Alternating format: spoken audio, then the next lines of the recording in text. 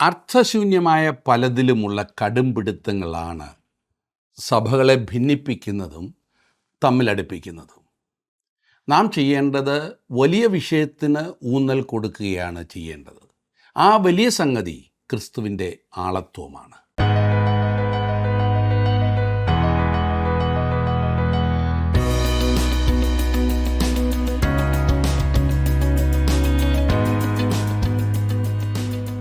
ജീവസന്ദേശത്തിൻ്റെ ഫിലിപ്പിയർക്കെഴുതിയ ലേഖന പഠനത്തിലേക്ക് സ്വാഗതം. ക്രിസ്തീയ സന്തോഷത്തിൻ്റെ പല തലങ്ങളിൽ കൂടെ കഴിഞ്ഞ ദിവസങ്ങളിലെ പഠനത്തിൽ നാം കടന്നുപോയി. അവയെല്ലാം കർത്താവിലുള്ള സന്തോഷം എന്ന വാക്കുകൊണ്ടാണ് പൗലോസ് രേഖപ്പെടുത്തിയിരിക്കുന്നത്.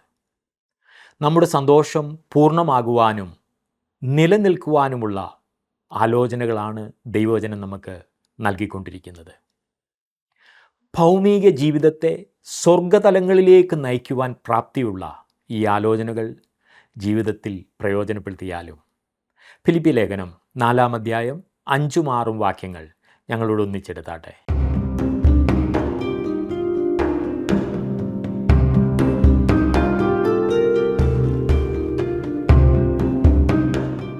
മനുഷ്യൻ്റെ ഏറ്റവും വലിയ ശത്രുവായി അറിയപ്പെടുന്ന ഒന്നത്രേ ആകുല ചിന്ത. 80% രോഗങ്ങളും ഈ ആകുല ചിന്തയിൽ നിന്നും ഉണ്ടാകുന്നതാകുന്നു എന്ന് ഒരു പഠനം പറയുന്നു. നാം ചിന്താകുലപ്പെടുന്നതിൽ എന്തെങ്കിലും കാര്യമായിട്ടുള്ളത് വെറും 8% മാത്രമേ ഉള്ളൂ. 92% ഒന്നുകിൽ നമ്മുടെ തോന്നലുകളോ സംഭവിക്കുവാൻ സാധ്യതയില്ലാത്ത കാര്യങ്ങളോ സംഭവിച്ചാൽ തന്നെ നമുക്ക് യാതൊരു നിയന്ത്രണവും ഇല്ലാത്തതോ ഒക്കെ ആകുന്നു എന്ന് മറ്റൊരു പഠനം പറയുന്നു. നമ്മുടെ ഭാഷയിൽ ആകുല ചിന്ത എന്നുള്ളത് ആങ്സൈറ്റി എന്നുള്ള ഇംഗ്ലീഷ് പദത്തിൻ്റെ പരിഭാഷയാണല്ലോ. ഈ ആങ്ഷ്യസ് എന്നുള്ള ഇംഗ്ലീഷ് പദത്തിൻ്റെ മൂലത്തിലുള്ള അർത്ഥം എതിർ ദിശകളിലേക്ക് വലിക്കുക എന്നത്രേ. ഇപ്പോൾ എൻ്റെ കയ്യിൽ ഈ കടലാസ് ഇരിക്കുന്നു. ഇത് 2 ദിശകളിലേക്ക് ഞാൻ വലിച്ചാൽ എന്ത് സംഭവിക്കും? കീറിപ്പോയി. അതുപോലെ ആകുല ചിന്തയുള്ള ഒരാളുടെ പ്രതീക്ഷകൾ അവരെ ഒരു വശത്തേക്കും അവരുടെ ഭയങ്ങൾ അവരെ മറുവശത്തേക്കും വലിക്കുന്നു. അങ്ങനെ ജീവിതം തന്നെ കീറിപ്പോകുന്നു, പൊട്ടിപ്പോകുന്നു. ഈ ആകുല ചിന്ത എന്ന വലിയ വിപത്തിനെ എങ്ങനെ നേരിട്ട് ഇല്ലാതാക്കാം എന്നാണ് വിശുദ്ധ പൗലോസ് ഫിലിപ്പിയർക്കെഴുതിയ ലേഖനം 4-ാം അധ്യായത്തിൽ പറഞ്ഞിരിക്കുന്നത്. കഴിഞ്ഞ ദിവസം നാം അത് പഠിക്കുവാൻ ആരംഭിച്ചതായിരുന്നു. ആദ്യത്തെ 4 വാക്യങ്ങൾ, 4-ാം അധ്യായത്തിൻ്റെ ആദ്യത്തെ 4 വാക്യങ്ങൾ നാം ചിന്തിച്ചു. അത് വളരെ പ്രധാനപ്പെട്ട പല പാഠങ്ങളും നമ്മെ പഠിപ്പിക്കുന്നതായിരുന്നു. ഏറ്റവും പ്രധാനപ്പെട്ടതായി നാം കണ്ടത് ക്രിസ്തീയ ജീവിതത്തിൻ്റെ ശക്തിയുടെ ഉറവിടം സന്തോഷമാകുന്നു എന്നതത്രേ. സന്തോഷമില്ലാത്ത ഒരു ജീവിതം തികച്ചും ശക്തിഹീനമാണ്. സന്തോഷത്തിന് നമ്മെ സഹായിക്കുന്നത് ക്രിസ്തുവിലുള്ള ആശ്രയം മാത്രമാണ്. അതുകൊണ്ടാണ് കർത്താവിൽ എപ്പോഴും സന്തോഷിപ്പീൻ എന്ന് വിശുദ്ധ പൗലോസ് പറഞ്ഞിരിക്കുന്നത്. ലോകത്തിൽ മറ്റ് യാതൊന്നിലും മനുഷ്യന് യഥാർത്ഥ സന്തോഷം ലഭിക്കുകയില്ല. പണത്തിൽ ആശ്രയിച്ചവർ, പണത്തിൽ സന്തോഷിച്ചവർ പിന്നീട് നിരാശപ്പെട്ടു. പ്രിയപ്പെട്ടവരിൽ ആശ്രയിച്ചവർ നിരാശപ്പെട്ട അവസ്ഥ നാം കാണുന്നു. എന്നാൽ അഖിലാണ്ടത്തിൻ്റെ ഉടയവനും നമ്മുടെ സൃഷ്ടാവും നമ്മെ ദൈനംദിനം പരിപാലിച്ച് നടത്തുന്നവനുമായ കർത്താവിൽ നമുക്ക് എല്ലായ്പ്പോഴും ആശ്രയിക്കാം, സന്തോഷിക്കുവാൻ സാധിക്കും എന്ന് ജീവിതത്തിലെ ഏറ്റവും പ്രതികൂലമേറിയ സാഹചര്യങ്ങളിൽ കൂടി കടന്നുപോയ പൗലോസ് നമ്മെ പഠിപ്പിക്കുകയാണ്. 4-ാം അധ്യായത്തിൻ്റെ ഫിലിപ്പി ലേഖനം 4-ാം അധ്യായത്തിൻ്റെ 5-ാം വാക്യത്തിലേക്ക് നാം വരുമ്പോൾ കാണുന്നത്, നിങ്ങളുടെ സൗമ്യത സകല മനുഷ്യരും അറിയട്ടെ, കർത്താവ് വരുവാൻ അടുത്തിരിക്കുന്നു. മാത്യു അർണോൾഡ് എന്ന വേദപണ്ഡിതൻ ഈ വാക്യം വ്യാഖ്യാനിച്ചിരിക്കുന്നത് ശ്രദ്ധേയമാണ്. അദ്ദേഹം പറഞ്ഞു, നിങ്ങളുടെ മധുരമായ ന്യായം സകല മനുഷ്യർക്കും അറിയാവുന്ന വിധത്തിലായിരിക്കട്ടെ എന്ന്. എനിക്ക് ആ തർജ്ജിമ വളരെ ഇഷ്ടമാണ്. നിങ്ങളുടെ മധുരമായ ന്യായം സകല മനുഷ്യർക്കും അറിയാവുന്ന വിധത്തിലായിരിക്കട്ടെ. നാം ന്യായമുള്ള, ഇവിടെ ഉദ്ദേശിച്ചത് സന്തുലിതമായ, ബാലൻസ് ഉള്ള വിശ്വാസികൾ ആയിരിക്കണം എന്ന അർത്ഥത്തിലാണ്. അതാണ് ഇവിടെ ന്യായമെന്ന് പറഞ്ഞത്. നമ്മുടെ വിശ്വാസത്തിൽ മതഭ്രാന്തരാകുവാൻ പാടില്ല. ഓരോന്നിലും നമുക്ക് ആഴമായ ദൃഢവിശ്വാസം ഉണ്ടായിരിക്കണം എന്നുള്ളത് തീർച്ചയാണ്. എന്നാൽ നാം ഒരുതരം മതഭ്രാന്തിന് നമ്മെ വിട്ടുകൊടുക്കരുത്. എന്തെങ്കിലും ഒരു ചെറിയ വിഷയം മുറുകെ പിടിച്ച് അതിൽ കടിച്ച് ഞാലുന്ന പ്രതീതി അതുണ്ടാകരുത്. അർത്ഥശൂന്യമായ പലതിലുമുള്ള കടുംപിടുത്തങ്ങളാണ് നമ്മുടെയൊക്കെ സഭകളെ ഭിന്നിപ്പിക്കുന്നതും തമ്മിലടുപ്പിക്കുന്നതും. നാം ചെയ്യേണ്ടത് വലിയ വിഷയത്തിന് ഊന്നൽ കൊടുക്കുകയാണ്. അങ്ങനെ ഒരു വിഷയം നമുക്കുണ്ടല്ലോ. എന്താണ് ആ വലിയ സംഗതി? ക്രിസ്തുവിൻ്റെ ആളത്വം. നിങ്ങളുടെ മധുരമായ ന്യായം സകല മനുഷ്യർക്കും അറിയാവുന്ന വിധത്തിലായിരിക്കട്ടെ. അതുമാത്രമല്ല, പൗലോസ് അതോട് ചേർത്ത് പറയുകയാണ്, കർത്താവ് വരുവാൻ അടുത്തിരിക്കുന്നു. കർത്താവായ യേശു ക്രിസ്തു ഏത് നിമിഷവും വരുമെന്നാണ് വിശുദ്ധ പൗലോസ് വിശ്വസിച്ചിരുന്നത്. മഹാപീഡനത്തിൽ പ്രവേശിക്കുമെന്ന് പൗലോസ് പ്രതീക്ഷിച്ചിരുന്നില്ല. അവൻ പറയുന്നത് കർത്താവ് വരുവാൻ അടുത്തിരിക്കുന്നു എന്നത്രേ. അത് വളരെ മനോഹരമായിരിക്കുന്നില്ലേ? ഇനിയും 6-ാം വാക്യത്തിലേക്ക് വരാം.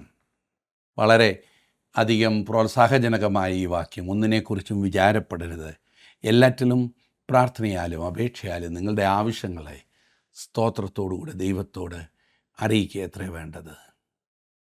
ഒന്നിനെക്കുറിച്ചും വിചാരപ്പെടരുത്. ഇത് കൂടുതൽ ഉത്കണ്ഠ അഥവാ ചിന്താകുലമരുത് എന്ന അർത്ഥത്തിലാണ് പറഞ്ഞിരിക്കുന്നത്. അല്ലാതെ ഒന്നും ചെയ്യരുത് എന്ന ചിന്തയല്ല. വിചാരപ്പെടുന്നതും വിചാരിക്കുന്നതും രണ്ടും രണ്ടാണ്. ഒന്നിനെക്കുറിച്ചും ഉത്കണ്ഠയാകരുത്, എല്ലാറ്റിനു വേണ്ടിയും പ്രാർത്ഥിക്കുകയാണ് വേണ്ടത്. അതെ, ശക്തിയുടെ രഹസ്യം, ക്രിസ്തീയ ശക്തിയുടെ രഹസ്യം പ്രാർത്ഥനയാണ്.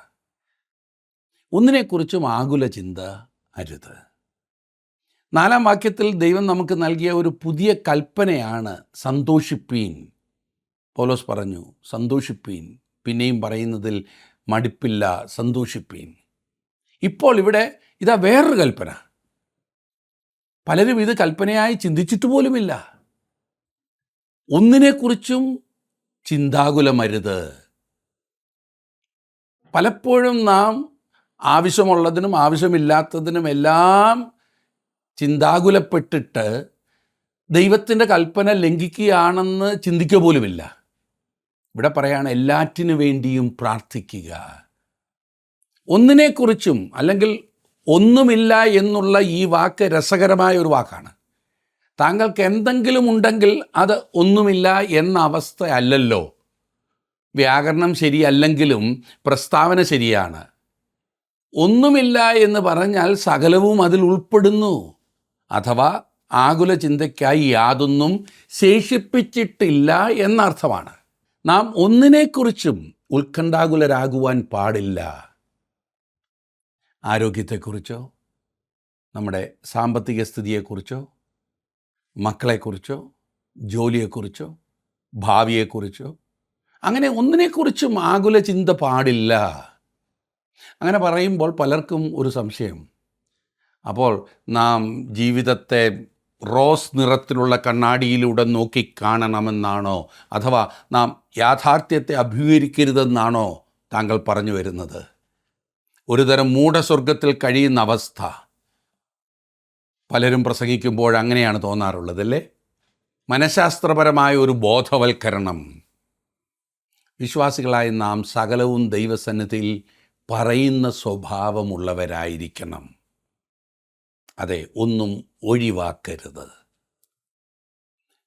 ഞാൻ സാധാരണ യാത്ര ചെയ്യുമ്പോൾ കർത്താവും എൻ്റെ യാത്രയിൽ കൂടെ വരുവാൻ ക്ഷണിക്കാറുണ്ട്. അങ്ങനെ ഞാൻ അവനോടെല്ലാം തുറന്നു പറയും. അവനോട് സംസാരിക്കുവാൻ എന്തൊരു രസമാണെന്നോ. നിങ്ങളോടോ മറ്റുള്ളവരോടോ പറയാത്ത കാര്യം കൂടി ഞാൻ കർത്താവിനോട് പറയും. ഇത് നാം പഠിക്കേണ്ട ഒരു കാര്യമത്രേ. നാം എല്ലാറ്റിനും വേണ്ടി പ്രാർത്ഥിക്കേണ്ടതുണ്ട്. ഈ ചിന്തയെ ആസ്പദമാക്കി ഒരു ഭക്തൻ ഇപ്രകാരം എഴുതി: ഒരുവൻ തൻ്റെ ഹൃദയഭാരത്തെ ഇറക്കി വെക്കുന്നത് പോലെ സന്തോഷങ്ങളെയും വേദനകളെയും എല്ലാം ഒരു ഉത്തമ സ്നേഹിതനോട് പറയുന്നത് പോലെ നിൻ്റെ ഹൃദയത്തിലുള്ളതെല്ലാം ദൈവത്തോട് പറയുക. അവൻ നിന്നെ ആശ്വസിപ്പിക്കേണ്ടതിനായി നിൻ്റെ പ്രശ്നങ്ങളെ അവനോട് പറയുക. അവനോടും നിൻ്റെ സന്തോഷങ്ങൾ അറിയിക്കുക. അവൻ അവയെ ശാന്തമാക്കട്ടെ. നിൻ്റെ അഭിലാഷങ്ങൾ അവൻ ശുദ്ധീകരിക്കുവാൻ അവയെ അവനോട് അറിയിക്കുക. നിനക്കിഷ്ടമില്ലാത്ത കാര്യങ്ങളും പറയുക. അവയെ വിജയിക്കുവാൻ അവൻ നിന്നെ സഹായിക്കും. നിൻ്റെ പരീക്ഷകളെക്കുറിച്ച് അവനോട് സംസാരിക്കുക. അങ്ങനെ അവൻ അവയിൽ നിന്നും നിന്നെ മറയ്ക്കട്ടെ. നിൻ്റെ ഹൃദയത്തിലെ മുറിവുകളെ അവനെ കാണിക്കുക. അവൻ അവയെ സുഖപ്പെടുത്തട്ടെ. നന്മയോട് നിനക്കുള്ള വെറുപ്പും തിന്മയോട് നിനക്കുള്ള അഭിരുചിയും നിൻ്റെ അസ്ഥിരതയും മറച്ചു വെക്കാതെ അവനെ അറിയിക്കുക. പാപം യാഥാർത്ഥ്യമല്ല എന്ന് വേണോ ഞങ്ങൾ വിശ്വസിക്കേണ്ടത് എന്നൊരു പക്ഷേ ചോദിച്ചേക്കാം. രോഗം യാഥാർത്ഥ്യമല്ല എന്ന് വേണോ ഞങ്ങൾ ചിന്തിക്കേണ്ടത്? പ്രശ്നങ്ങൾ ഒരു വസ്തുതയല്ലേ? ഇവയെല്ലാം നാം അവഗണിക്കണമെന്നാണോ താങ്കൾ പറയുന്നത്? ഒരിക്കലുമല്ല. പൗലോസ് പറയുന്നത് നാം ഒന്നിനെക്കുറിച്ചും ചിന്താകുലരാകരുത്, കാരണം നാം എല്ലാറ്റിനു വേണ്ടിയും പ്രാർത്ഥിക്കണം. ഇവിടെ എല്ലാം ഉൾപ്പെടുത്തി തന്നെയാണ് പറയുന്നത്. ഉത്കണ്ഠ ആകരുതെന്ന് പറയുന്നത് എല്ലാം ഉൾപ്പെടുത്തിയിട്ടാണ്. ഈ കൽപ്പന, ഞാൻ വീണ്ടും പറയട്ടെ, ഇത് കൽപ്പനയാണ്. ഈ കൽപ്പന ചിലപ്പോൾ എല്ലാം ഞാൻ ലഭിക്കുന്നു എന്ന് ഏറ്റുപറഞ്ഞേ മതിയാകൂ. ഞാൻ വിചാരപ്പെടാറുണ്ട്, ആകെ തകർന്ന അവസ്ഥയിൽ എത്തിച്ചേരാറുണ്ട്. എന്നാൽ ഒന്നിനെക്കുറിച്ചും നാം ഉത്കണ്ഠാകുലരാകാതിരിക്കുന്നതിൻ്റെ കാരണം നാം എല്ലാറ്റിനും വേണ്ടി പ്രാർത്ഥിക്കുന്നു എന്നതത്രേ. ഇതിൻ്റെ അർത്ഥം നാം നമ്മുടെ ജീവിതത്തിലെ സകല കാര്യങ്ങളും ദൈവത്തോട് തുറന്ന് സംസാരിക്കേണ്ടതാണ്. ഒന്നും തന്നെ തുറക്കാതിരിക്കരുത്, പറയാതിരിക്കരുത്. ഒരു സ്ത്രീ, ഈ ക്യാംപ്ബെൽ മോർഗൻ എന്ന വലിയ ഉണർവ് പ്രസംഗനായിരുന്നു അദ്ദേഹം, ഇംഗ്ലണ്ടിലെ. അദ്ദേഹത്തിൻ്റെ അടുത്ത് ഈ സ്ത്രീ വന്നു. എന്നിട്ട് ഇപ്രകാരം ചോദിച്ചു: ഡോക്ടർ മോർഗൻ, നാം നമ്മുടെ ജീവിതത്തിലെ ഈ ചെറിയ ചെറിയ കാര്യങ്ങൾക്ക് വേണ്ടി എല്ലാം ദൈവത്തോട് പ്രാർത്ഥിക്കണമെന്നാണോ നിങ്ങൾ പറയുന്നത്? അതിൻ്റെ മറുപടിയായി ഡോക്ടർ മോർഗൻ പറഞ്ഞത്: സഹോദരി, നിങ്ങളുടെ ജീവിതത്തിൽ ദൈവത്തിന് വലുതായി കാണുവാൻ തക്കവണ്ണം എന്തെങ്കിലും ഉള്ളത് ഒന്ന് പറഞ്ഞു തന്നേ. എല്ലാം ചെറുതല്ലേ? നാം നമ്മുടെ വലിയ പ്രശ്നങ്ങൾ, അതെ, മല പോലുള്ള പ്രശ്നങ്ങൾ ദൈവത്തിൻ്റെ സന്നിധിയിൽ കൊണ്ടു ചെല്ലുന്നു എന്ന് പറയുമ്പോൾ എന്താണ് താങ്കൾ അർത്ഥമാക്കുന്നത്? അവന് അവയെല്ലാം ചെറിയ ചെറിയ കാര്യങ്ങളാണ്. അഖിലാണ്ടത്തിൻ്റെ ഉടയവനായ സർവശക്തനായ ദൈവം, അവൻ്റെ അടുത്ത് നാം കൊണ്ടുചെല്ലുന്നതൊക്കെ ചെറുതാണ്. അങ്ങനെയെങ്കിൽ നാം ചെറുതെന്ന് വിളിക്കുന്ന കാര്യങ്ങൾ പോലും അവൻ്റെ സന്നിധിയിൽ ചെന്ന് പറയണമെന്ന് ദൈവം നമ്മെക്കുറിച്ച് ആഗ്രഹിക്കുന്നു. ചെറിയ ചെറിയ കാര്യങ്ങൾ മറ്റുള്ളവരോട് പറഞ്ഞാൽ ഒരുപക്ഷെ അവർ പുച്ഛിക്കുമെന്ന് നാം ചിന്തിക്കുന്ന കാര്യങ്ങൾ പോലും, ഏറ്റവും താണതെന്ന് നാം സ്വയം ചിന്തിക്കുന്ന ആ പ്രശ്നങ്ങളുണ്ടല്ലോ, ആ വിചാരപ്പെടൽ, ആ വേദന മറ്റുള്ളവരോട് തുറന്നു പറയുമ്പോൾ അവർ മനസ്സിലാക്കുവാൻ തത്രപ്പെടുന്നതായ ആ ഭാരം, ഇതെന്നെ ഇത്ര വലിയ കാര്യമാണോ എന്ന് ചോദിക്കുന്ന ആ വിഷയം നമുക്ക് തന്നെ കൈകാര്യം ചെയ്യാം എന്ന് നാം ചിന്തിക്കുന്നവ പോലും ദൈവസന്നിധിയിൽ ചെന്നിരുന്ന് ദൈവത്തോട് തുറന്നു പറയേണ്ടതുണ്ട്. എന്നെ ശ്രദ്ധിക്കുന്ന പ്രിയ സഹോദര, പ്രിയ സഹോദരി, നിങ്ങളുടെ ജീവിതത്തിൽ ദൈവസന്നിധിയിൽ ചെന്ന് ഇതുപോലെ ഹൃദയം പകരുവാൻ സാധിക്കാറുണ്ടോ? നിങ്ങളുടെ സ്വയസ്നേഹം മറ്റുള്ളവരോട് അനീതിയായി പെരുമാറുവാനും ദുരഭിമാനം ആത്മാർത്ഥതയില്ലാതാക്കുവാനും നിഗളം താങ്കളെ തന്നെ മറച്ചു പിടിക്കുവാനും ഇടയാക്കരുത്. അതെല്ലാം അവനോട് പറയുക. ഈ പറഞ്ഞതുപോലെ താങ്കളുടെ കുറവുകളും ബലഹീനതകളും ആവശ്യങ്ങളും പ്രശ്നങ്ങളും എല്ലാം തുറന്നു കാണിക്കുമെങ്കിൽ പറയാനുള്ള വിഷയങ്ങൾക്ക് ഒരു കുറവും കാണില്ല. എന്ന് പറഞ്ഞാൽ അത് ആവശ്യം പോലെ കാണുമല്ലോ. ആവശ്യം പോലെ ഹൃദയം പകരുവാൻ വിഷയങ്ങളുണ്ടായിരിക്കും. ഒരിക്കലും വിഷയമില്ലാതിരിക്കുകയില്ല. ഇത് തുടർച്ചയായി പുതുക്കം പ്രാപിക്കും. അന്യോന്യം രഹസ്യങ്ങൾ സൂക്ഷിക്കാത്ത മനുഷ്യർക്ക് സംസാരിപ്പാൻ വിഷയത്തിന് മുട്ടുണ്ടാകില്ല എന്ന് കേട്ടിട്ടുണ്ടല്ലോ. അതിനൊരു പഞ്ഞവുമില്ല. അവർ അവരുടെ വാക്കുകളുടെ വില നോക്കില്ല. കാരണം മറച്ചു വയ്ക്കുവാൻ ഒന്നുമില്ലല്ലോ. എന്തെങ്കിലും പറയുവാൻ അവർ അന്വേഷിക്കുകയുമില്ല. ഹൃദയത്തിൻ്റെ സമൃദ്ധിയിൽ നിന്നും അവർ സംസാരിക്കും. അതിന് പരിഗണനയൊന്നും ഉണ്ടായിരിക്കുകയില്ല. ചിന്തിക്കുന്നതെല്ലാം പറയും. ഇപ്രകാരത്തിലുള്ള തുറന്ന വിലക്കുകളില്ലാത്ത ഇടപെടലുകൾ ദൈവവുമായിട്ടുള്ളവർ അനുഗ്രഹീതരാണ്. നാം ദൈവത്തിൽ പൂർണ്ണമായി ആശ്രയിക്കണമെന്നും അങ്ങനെ ഒന്നിനെക്കുറിച്ചും ചിന്താകുലപ്പെടാതെ സകലത്തിനും വേണ്ടി പ്രാർത്ഥിക്കണമെന്നും ദൈവം നമ്മെക്കുറിച്ച് ആഗ്രഹിക്കുന്നു. ഒരു പക്ഷിയെപ്പോലെ, ഒരു തേനീച്ചയെപ്പോലെ ഞാൻ സ്വതന്ത്രനാകുന്നു എന്ന് പറഞ്ഞാൽ കൊള്ളാമെന്നുണ്ട്. അങ്ങനെ നാം ആയിരിക്കണമെന്നത്രേ ദൈവം നമ്മെക്കുറിച്ച് ആഗ്രഹിക്കുന്നത്. എന്തെല്ലാം ഭാരവും ചുമന്നുകൊണ്ടാണ് നാം പറക്കുവാൻ ശ്രമിക്കുന്നത്. നമ്മുടെ സകല ഭാരവും കർത്താവിൻ്റെ മേൽ ഇട്ടുകൊള്ളുവാൻ അവൻ നമ്മോട് പറഞ്ഞിരിക്കുമ്പോൾ പോലും നമുക്ക് അതിന് സാധിക്കാത്തത് എത്രമാത്രം പ്രയാസമാണ് ഉണ്ടാക്കുന്നത്. അങ്ങനെ ഒരു സ്വാതന്ത്ര്യത്തിന് വേണ്ടി നമുക്ക് ആഗ്രഹിക്കാം, പ്രാർത്ഥിക്കാം. ക്രിസ്ത്യ ജീവിതത്തിൽ വളർച്ചയ്ക്ക് വിഘാതമായിരിക്കുന്ന ഒരു ഘടകമാണ് ആകുല ചിന്ത. വിശുദ്ധ വേദപുസ്തകം ശരിയായി പരിശോധിച്ചാൽ ശരിയായിട്ടുള്ള ചിന്താഭാരവും തെറ്റായിട്ടുള്ള ചിന്താകുലവും ഉണ്ട് എന്ന് നമുക്ക് കാണുവാൻ കഴിയും. ശരിയായിട്ടുള്ള കരുതലും തെറ്റായിട്ടുള്ള കരുതലും, ശരിയായ ചിന്തയും തെറ്റായ ചിന്തയുമുണ്ട്.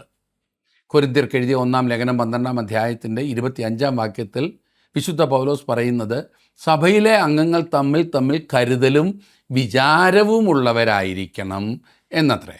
എന്നാൽ ഫിലിപ്പി ലേഖനം 4-ാം അധ്യായത്തിൻ്റെ 6-ാം വാക്യത്തിൽ നാം വായിച്ചത് ഒന്നിനെക്കുറിച്ചും വിചാരപ്പെടരുത് എന്നാണ്. സഹവിശ്വാസികളെക്കുറിച്ചുള്ള ചിന്തയും കരുതലും ലോകപ്രകാരമുള്ള കാര്യങ്ങളെക്കുറിച്ചുള്ള ആകുല ചിന്തകളിൽ നിന്ന് വ്യത്യസ്തമാകുന്നു എന്നാണ് ഞാൻ പറഞ്ഞു വന്നത്. ഇത് നാം മറക്കരുത്. തെറ്റായ ചിന്താഭാരത്തെക്കുറിച്ച് നമുക്ക് നോക്കാം. ഈ ലോകപരമായ കാര്യങ്ങളിൽ അധികം ഇടപെടുന്നതിൽ നിന്നും ഉളവാകുന്ന ചിന്താകുലവും ഭാരവും എല്ലായ്പ്പോഴും തെറ്റായിട്ടുള്ളതാണ്.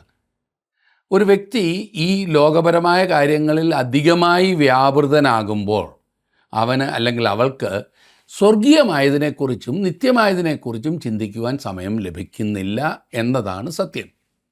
മനുഷ്യരുമായി അധിക സമയം അവർ ചെലവഴിക്കുന്നുണ്ടായിരിക്കാം, എന്നാൽ ദൈവവുമായി സമയം ചെലവഴിപ്പാൻ അവർക്ക് അവസരം ലഭിക്കാതെ പോകുന്നു. മനുഷ്യരോട് പറയുവാനായി അവർക്ക് പല കാര്യങ്ങളുണ്ടായിരിക്കാം, എന്നാൽ ദൈവത്തോട് പ്രാർത്ഥിപ്പാൻ അവർക്ക് സമയം ലഭിക്കുന്നില്ല. ഈ ലോകപരമായ അവൻ്റെ ഇടപെടൽ അതിൽ തന്നെ തെറ്റായിട്ടുള്ളതല്ലെങ്കിൽ തന്നെയും ഏറ്റവും ഉത്തമമായത് അതായിരിക്കുകയില്ല. 2, ഭാവിയെക്കുറിച്ചുള്ള ആകുല ചിന്ത തെറ്റായിട്ടുള്ളതാണ്. അത് അന്ധമായതിനാലാണ് തെറ്റാണെന്ന് പറയുവാൻ കാരണം.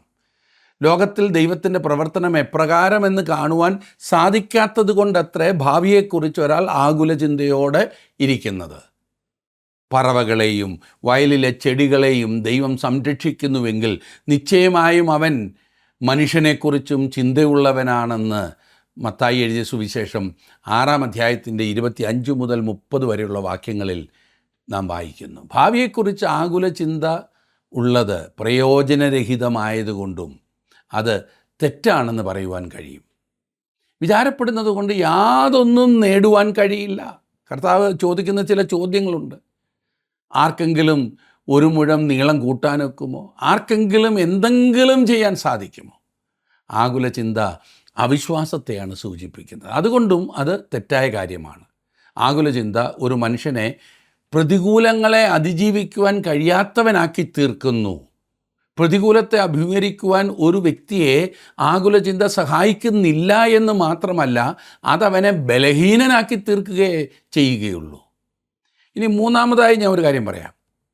അനിവാര്യമല്ലാത്ത കാര്യങ്ങൾക്ക് വേണ്ടി ശക്തിയും കഴിവുകളും വ്യയം ചെയ്യേണ്ടി വരുമ്പോൾ അല്ലെങ്കിൽ നഷ്ടം ചെയ്യേണ്ടി വരുമ്പോൾ ആകുല ചിന്ത തെറ്റാണ്. അതുകൊണ്ടാണ് ലൂക്കോസ് എഴുതിയ സുവിശേഷം 10-ാം അധ്യായത്തിൽ മാർത്ത തെറ്റുകാരിയായി കാണിക്കപ്പെടുന്നത്. ഒരു വലിയ ഭോജനമല്ല കർത്താവിന് അപ്പോൾ ആവശ്യമായിരുന്നത്. ക്രൂശ് അഭിമുഖീകരിക്കുന്നതിന് മുൻപ് അല്പം സ്വസ്ഥമായിരുന്ന് ആ ഭവനത്തിലായിരിക്കാൻ യേശു കാക്ഷിച്ചിരുന്നത്. എന്നാൽ നാം വായിക്കുന്ന ഭാഗത്ത് നമുക്ക് കാണുവാൻ സാധിക്കും, മാർത്ത കർത്താവിനൊരു വലിയ ഭോജനം ഒരുക്കി കൊടുക്കുവാനാണ് തത്രപ്പെട്ട് വിചാരപ്പെട്ട് മനം കലങ്ങിയിരുന്നത്. അവൾ ഭാരപ്പെട്ടും വിചാരപ്പെട്ടുമിരുന്നു. നാം പലപ്പോഴും ദൈവത്തെ ശുശ്രൂഷിക്കുന്നത് ഇതേ മനോഭാവത്തോടല്ലേ? ഇനിയും തെറ്റായ ആളുകളെ എപ്രകാരം പ്രീതിപ്പെടുത്താമെന്നുള്ള ആ ചിന്തയുണ്ടല്ലോ, അങ്ങനെയുള്ള ചിന്താകുലമുള്ളവരായി തീരുന്നതും തെറ്റാണ്. കൊരിന്ത്യർക്ക് എഴുതിയ 1-ാം ലേഖനം 7-ാം അധ്യായത്തിൻ്റെ 32 മുതലുള്ള വാക്യങ്ങളിൽ ഇത് നാം കാണുന്നുണ്ട്. നാം മനുഷ്യരെ പ്രസാദിപ്പിപ്പാനല്ല, ദൈവത്തെ പ്രസാദിപ്പിപ്പാൻ അത്രേ നോക്കേണ്ടത്. ഒരു വ്യക്തി ദൈവത്തെ ഭയപ്പെടുന്നുവെങ്കിൽ അവൻ അല്ലെങ്കിൽ അവൾ യാതൊരു മനുഷ്യനെയും ഒരിക്കലും ഭയപ്പെടേണ്ടതില്ല. ഭാരം താൻ തന്നെ വഹിച്ചുകൊണ്ട് നടക്കുവാൻ ശ്രമിക്കുന്നത് അഹങ്കാരമാകുന്ന പാപത്തിന് തുല്യമാണ്. എല്ലാവിധമായ ആകുല ചിന്തകളും യഥാർത്ഥ സൗമ്യതയ്ക്കെതിരാണ്. അപ്രകാരമുള്ള സാഹചര്യങ്ങളിൽ ചിന്താകുലപ്പെടുക എന്നാൽ അഹങ്കാരിയായി നിഗളിയായി തീരുക എന്നാണ് അർത്ഥമാക്കുന്നത്. ഒരു ക്രിസ്തു വിശ്വാസിയുടെ ജീവിതത്തിൽ ക്രിസ്തുവിന് വേണ്ടിയുള്ള സമ്പൂർണ്ണ സമർപ്പണത്തെ തടസ്സപ്പെടുത്തുന്നതാണ് ഈ വിചാരപ്പെടൽ. ദൈവത്തെ കൂടാതെ സ്വയമായി കാര്യങ്ങൾ നിർവഹിക്കാമെന്ന പരിപാടിയാണ് ആകുല ചിന്തയിലേക്ക് നമ്മെ നയിക്കുന്നത്. ദൈവത്തെ കൂടാതെ ഞാൻ സ്വയമായി കാര്യങ്ങൾ ചെയ്തോളാം എന്നുള്ള ആ ചിന്ത. നാം സദൃശവാക്യങ്ങൾ 16-ാം അധ്യായത്തിൻ്റെ 18-ാം വാക്യത്തിൽ വായിക്കുന്നത്, നാശത്തിനു മുൻപേ ഗർവ്വം, വീഴ്ചയ്ക്ക് മുമ്പേ ഉന്നതഭാവം എന്നത്രേ. ദൈവം വേണ്ട വിധത്തിൽ നമുക്കായി ചിന്തിക്കുകയും കരുതുകയും ചെയ്തിട്ടില്ല എന്ന് മനുഷ്യൻ തൻ്റെ അഹങ്കാരത്തിൽ ചിന്തിക്കുന്നു. ആത്മീയ ശൂന്യത അഥവാ ദൈവത്തിൻ്റെ വാഗ്ദത്തങ്ങളിലുള്ള സംശയം കാരണമാണ് യഥാർത്ഥത്തിൽ ആകുല ചിന്ത ഉളവാകുന്നത്. അധികമായി ആകുല ചിന്തയുള്ള ഒരാൾക്ക് സകല ബുദ്ധിയെയും കവിയുന്ന ദൈവസമാധാനം അനുഭവിക്കുന്നതിനോ ക്രിസ്തീയ ജീവിതത്തിലെ സന്തോഷം സ്വന്തമാക്കുന്നതിനോ കഴിയുകയില്ല.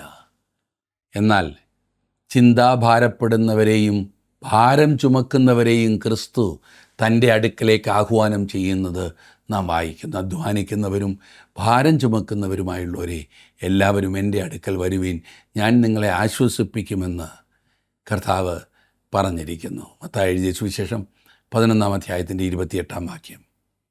ആകുല ചിന്തയിൽ നിന്നും വിടുതൽ പ്രാപിക്കുന്നതിനുള്ള പോംവഴി ഒരു വ്യക്തി തന്നെ തന്നെയും സകല കാര്യങ്ങളും ദൈവത്തിൽ സമർപ്പിച്ച് പ്രാർത്ഥിക്കുക എന്നതാണ്. പത്രോസിൻ്റെ ലേഖനത്തിലേക്ക് നാം വരുമ്പോൾ 1 പത്രോസ് 5:7 നാം വായിക്കുന്നത്, അവൻ നിങ്ങൾക്കായി കരുതുന്നതാകിയാൽ നിങ്ങളുടെ സകല ചിന്താകുലവും അവൻ്റെ മേലിട്ടുകൊള്ളുവിൻ. ഫിലിപ്പ് ലേഖനം 4-ാം അധ്യായത്തിൻ്റെ 6-ാം വാക്യത്തിൽ നാം വായിച്ചത്, ഒന്നിനെക്കുറിച്ചും വിചാരപ്പെടരുത്, എല്ലാറ്റിലും പ്രാർത്ഥനയാലും അപേക്ഷയാലും നിങ്ങളുടെ ആവശ്യങ്ങൾ സ്തോത്രത്തോടുകൂടെ ദൈവത്തോട് അറിയിക്കുക എത്രേ വേണ്ടതെന്നാണ്. നമ്മുടെ ജീവിതത്തിൽ നമുക്ക് ദൈവത്തിൽ ആശ്രയിക്കുവാൻ കഴിയാതെ പോകുന്ന ജീവിതാനുഭവങ്ങൾ, ജീവിതത്തിൻ്റെ ചുറ്റുപാടുകൾ എന്തൊക്കെയാണെന്ന് ഒന്ന് സ്വയപരിശോധന ചെയ്യാം. നമ്മെ വിചാരപ്പെടലിലേക്ക് തള്ളി നീക്കുന്ന വിഷയങ്ങൾ എന്തൊക്കെയാണ്? ദൈവത്തിന് നിങ്ങളുടെ ജീവിതത്തിൽ കൈകാര്യം ചെയ്യുവാൻ കഴിയാത്ത ഒന്നുമില്ല എന്ന് വിശ്വസിക്കുവാൻ നിങ്ങൾക്ക് സാധിക്കുന്നില്ലേ? എൻ്റെ പ്രശ്നങ്ങൾ എനിക്ക് മാത്രമേ അറിയൂ എന്ന് നിങ്ങൾ ചിന്തിച്ചാൽ തെറ്റ്. നമ്മുടെ സകല ചിന്താകുലവും നമുക്ക് ഇടുവാൻ തക്ക ഒരു നല്ല സ്ഥലമുണ്ട്, നമ്മുടെ കർത്താവ്. ഇന്ന് എന്നെ ശ്രദ്ധിക്കുന്ന നിങ്ങളുടെ ജീവിതത്തിൽ ഇതുപോലെയുള്ള ഏതെങ്കിലും വിധത്തിലുള്ള വിചാരപ്പെടലുകളിൽ നിങ്ങൾ കഷ്ടപ്പെടുന്നുവെങ്കിൽ ഞാൻ നിങ്ങൾക്ക് വേണ്ടി പ്രാർത്ഥിക്കുകയാണ്. ദൈവം നിങ്ങളെ ആശ്വസിപ്പിക്കുവാൻ, സഹായിക്കുവാൻ, സകല ബുദ്ധിയും കവിയുന്ന ദൈവസമാധാനം കൊണ്ട് നിറയ്ക്കുവാൻ ഇന്നും ആഗ്രഹിക്കുന്നു. അതിനുവേണ്ടി നിങ്ങളുടെ ജീവിതത്തെ ദൈവകരങ്ങളിലേക്ക് സമർപ്പിക്കൂ. ദൈവം നിങ്ങളെ അനുഗ്രഹിക്കട്ടെ. കർത്താവ് വരുവാൻ അടുത്തിരിക്കുന്നു എന്നുള്ള വാഗ്ദത്തം എല്ലാ കാലത്തെയും ക്രിസ്തുഭക്തരുടെ ഊർജമായിരുന്നു. അവൻ്റെ പ്രത്യക്ഷതയുടെ വാഗ്ദത്തം എവിടെ? പിതാക്കന്മാർ നിദ്ര കൊണ്ട ശേഷം സകലവും സൃഷ്ടിയുടെ ആരംഭത്തിലിരുന്നതുപോലെ തന്നെ ഇരിക്കുന്നു എന്ന് പറഞ്ഞ് സ്വന്തം മോഹങ്ങളെ അനുസരിച്ച് നടക്കുന്ന പരിഹാസികൾ പരിഹാസത്തോടെ അന്ത്യകാലത്ത് വരുമെന്ന് വിശേഷാൽ അറിഞ്ഞുകൊള്ളുവീനെന്ന് വിശുദ്ധ പത്രോസ് തൻ്റെ 2-ാം ലേഖനത്തിൽ എഴുതിയിരിക്കുന്നു. എന്നാൽ ഇനിയും എത്രയും അല്പകാലം കഴിഞ്ഞിട്ട് വരുവാനുള്ളവൻ വരും, താമസിക്കുകയുമില്ല. എന്നാൽ എൻ്റെ നീതിമാൻ വിശ്വാസത്താൽ ജീവിക്കും എന്നാകുന്നു പ്രവചനവാക്യം. അതെ, അവിടുന്ന് തക്ക സമയത്ത് അപ്രത്യക്ഷത വരുത്തും. മരണദുഃഖം ഉൾപ്പെടെ ജീവിതത്തിലെ ഏത് ദുഃഖങ്ങളെയും കഷ്ടങ്ങളെയും അതിജീവിക്കുവാൻ ഒരു ക്രിസ്തു വിശ്വാസിയെ പ്രാപ്തനാക്കുന്നതാണ് യേശുക്രിസ്തുവിൻ്റെ പ്രത്യക്ഷതയെക്കുറിച്ചുള്ള പ്രത്യാശ. കർത്താവിനെ കാത്തിരിക്കുന്ന ഒരുത്തനും ലജ്ജിച്ചു പോകുകയില്ല. ആ പ്രത്യാശ നമ്മുടെ ആത്മാവിൻ്റെ നങ്കൂരമായി തീരട്ടെ.